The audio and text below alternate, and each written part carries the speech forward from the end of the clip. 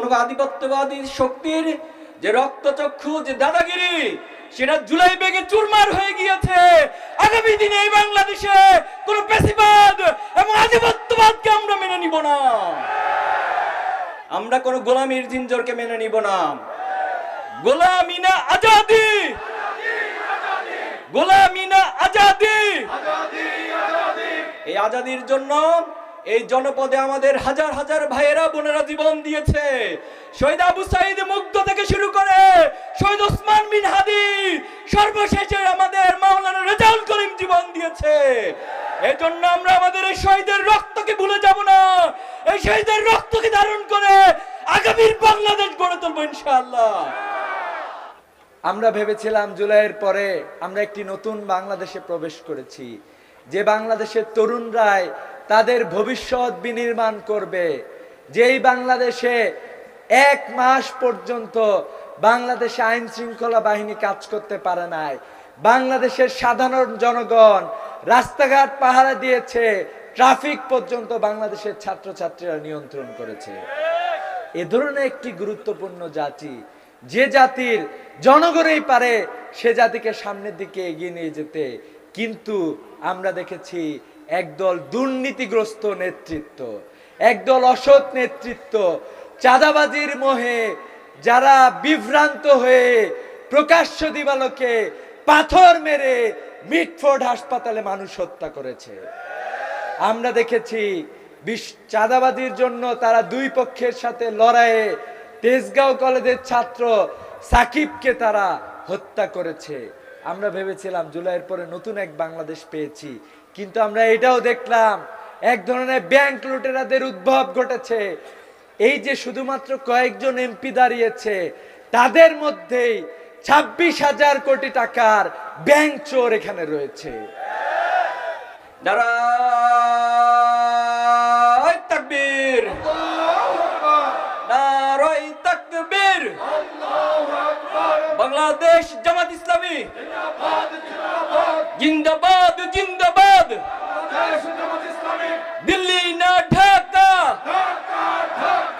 দিল্লি না ঢাকা। আমরা এই বাংলাদেশে কোন আধিপত্যবাদকে মেনে নিব না। নিব কোন আধিপত্যবাদী শক্তির যে রক্তচক্ষু, যে দাদাগিরি, সেটা জুলাই বেগে চুরমার হয়ে গিয়েছে। আগামী দিনে এই বাংলাদেশে কোন পেশিবাদ এবং আধিপত্যবাদকে আমরা মেনে নিব না। আমরা কোন গোলামীর জিঞ্জরকে মেনে নিব না।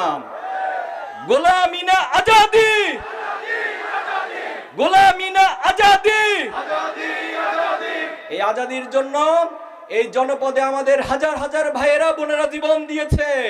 শহীদ আবু সাইদ মুগ্ধ থেকে শুরু করে শহীদ ওসমান বিন হাদি, সর্বশেষে আমাদের মাওলানা রেজাউল করিম জীবন দিয়েছে। এই জন্য আমরা আমাদের এই শহীদের রক্তকে ভুলে যাব না। এই শহীদের রক্তকে ধারণ করে আগামীর বাংলাদেশ গড়ে তুলবো ইনশাআল্লাহ। আমরা সকলে ডাক্তার মোবারক ভাইয়ের জন্য কাজ করবো তো ইনশাআল্লাহ। আপনাদের প্রত্যেককে একজন ডক্টর মোবারক হয়ে উঠতে হবে, পারবেন? আপনার প্রত্যেকই আসনের প্রার্থী হিসেবে ভোটারদের কাছে পৌঁছে যাবেন এবং আগামী দিনে ন্যায় এবং ইনসাফের প্রতীককে আমরা বিজয় করব, পারবো তো ইনশাআল্লাহ। তারুণ্যের প্রথম ভোট কোথায় হবে? তারুণ্যের প্রথম ভোট দাঁড়িপাল্লার পক্ষে হোক, ন্যায় ইনসাফের পক্ষে হোক। ইনশাআল্লাহ আমাদের বিজয় দেখা হবে। সম্মানিত ভাইরা, আমরা দেখেছি স্বাধীনতার 54 বছরেও আমরা কি প্রকৃত স্বাধীনতার স্বাদ পেয়েছি? বাংলাদেশের মানুষ বারবার মুক্তির চেষ্টা করেছে, কিন্তু এক ধরনের চাঁদাবাজ, দুর্নীতিবাজ বারবার আমাদের পথ চলাকে থামিয়ে দেওয়ার চেষ্টা করেছে। আমরা দেখেছি বিগত 16 বছরে আমাদেরকে হত্যা করে, গুম করে, খুন করে, জেলে দিয়ে আমাদের পথ চলাকে বন্ধ করতে চেয়েছিল।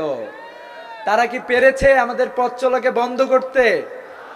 বরং আমরা দেখেছি পিলখানায় গণহত্যা দেখেছি, আমরা দেখেছি আল্লামা সাঈদীর রায়ের পরে গণহত্যা, আমরা দেখেছি হেফাজতে আমাদের প্রাণপ্রিয় মুসলিম ভাইদের উপরে গণহত্যা আমরা দেখেছি। সর্বশেষ আমরা দেখেছি জুলাই বিপ্লবে আমাদেরকে গুলি করে থামিয়ে দেওয়ার চেষ্টা করা হয়েছিল।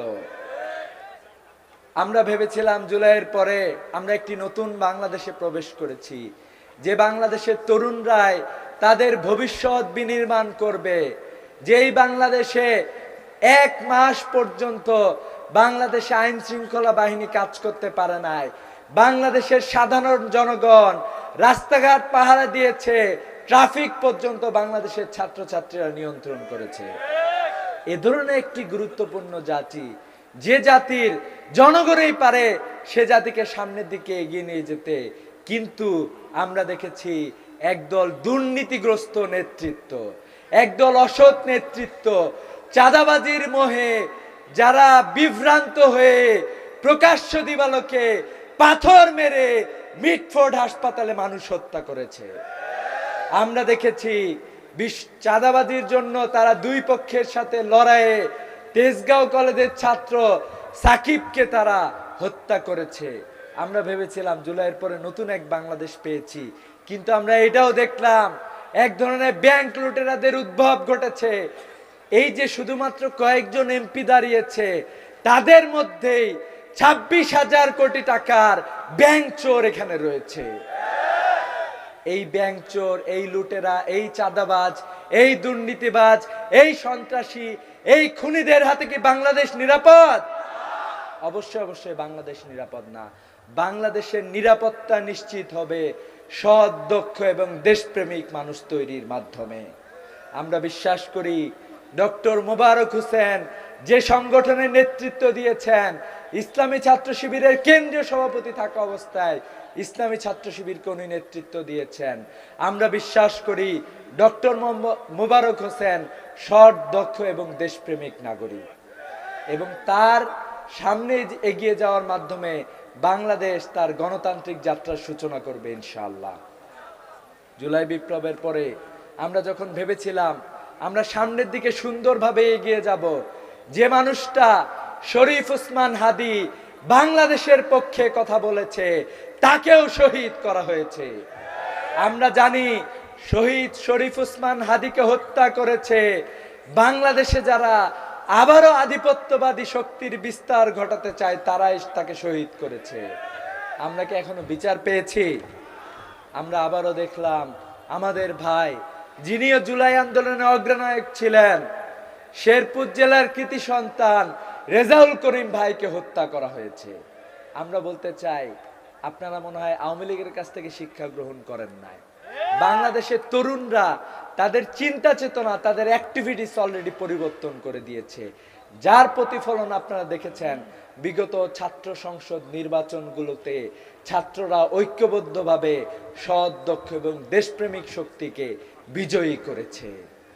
আমরা বলতে চাই আগামী 12 তারিখে বাংলাদেশে এক নতুন সূর্যের উদয় হবে ইনশাআল্লাহ। সে নতুন সূর্যের উদয়ের জন্য কুমিল্লাবাসী কি প্রস্তুত আছে? আমরা হাত দেখতে চাই, আপনারা সবাই প্রস্তুত আছেন? ইনশাআল্লাহ মোবারক হোসেন ভাইয়ের বিজয়ের মাধ্যমে নতুন এক যাত্রা শুরু হবে ইনশাআল্লাহ। আসসালামু আলাইকুম ওয়া রাহমাতুল্লাহি ওয়া বারাকাতুহু।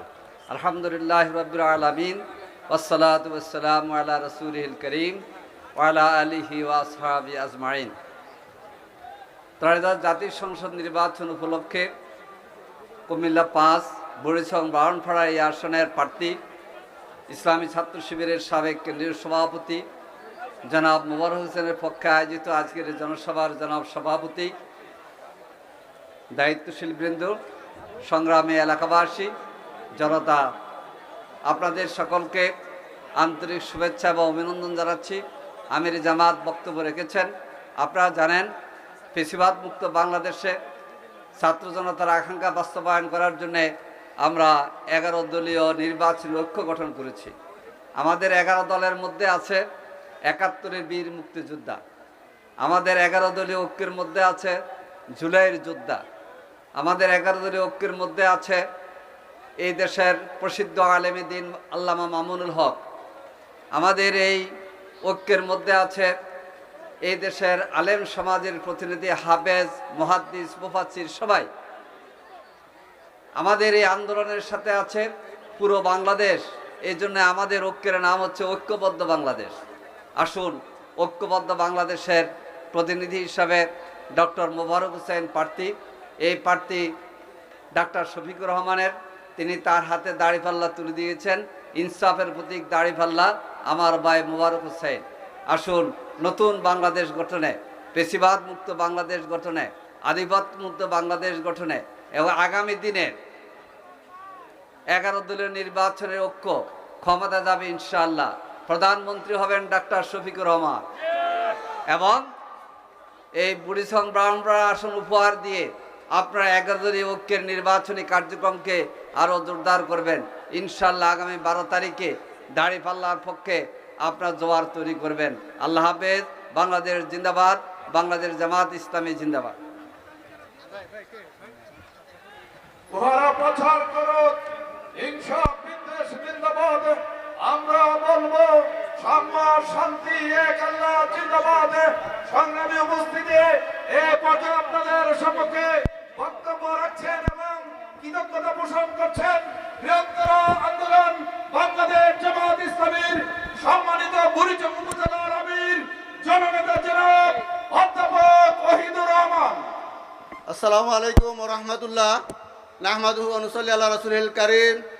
সম্মানিত বুড়িচং ব্রাহ্মণপাড়াবাসী, আজকে ঐতিহাসিক সমাবেশে আমাদের এই সমাবেশকে বাস্তবায়ন করার জন্য আমিরে জামাত, এই দেশের আগামী দিনের প্রধানমন্ত্রী ডাক্তার শফিকুর রহমান আমাদের সামনে এসে আমাদের প্রোগ্রামকে সফল করার জন্য বুড়িচং ব্রাহ্মণপাড়াবাসীর পক্ষ থেকে অভিনন্দন এবং কৃতজ্ঞতাবাদ জানাচ্ছি।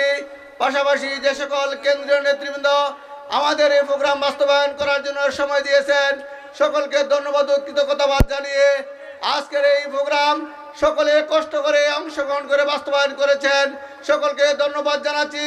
পাশাপাশি যে সকল আইন শৃঙ্খলা রক্ষা বাহিনীর সম্মানিত ভাইরা আমাদের এই প্রোগ্রামকে সফল করার জন্য, শৃঙ্খলা বজায় রাখার জন্য সহায়তা করছেন, এই জন্য বাংলাদেশ জামাত ইসলামীর 5 আসন থেকে আন্তরিক ধন্যবাদ জানাচ্ছি। শৃঙ্খলা বিভাগের ভাইদেরকে ধন্যবাদ জানাচ্ছি, মিডিয়া ভাইদেরকে ধন্যবাদ জানাচ্ছি, সর্বোপরি সকলকে আন্তরিক মোবারকবাদ জানাচ্ছি। এবং আগামী 12 তারিখ দাড়িপাল্লা ইনসাফের পাল্লা ডক্টর মোবারককে বিজয় করার মাধ্যমে আমরা বিজয় মিছিল করব, এই উদাত্ত আহ্বান জানিয়ে সকলকে ধন্যবাদ জানিয়ে আজকের প্রোগ্রাম এখানে সমাপ্তি ঘোষণা করছি।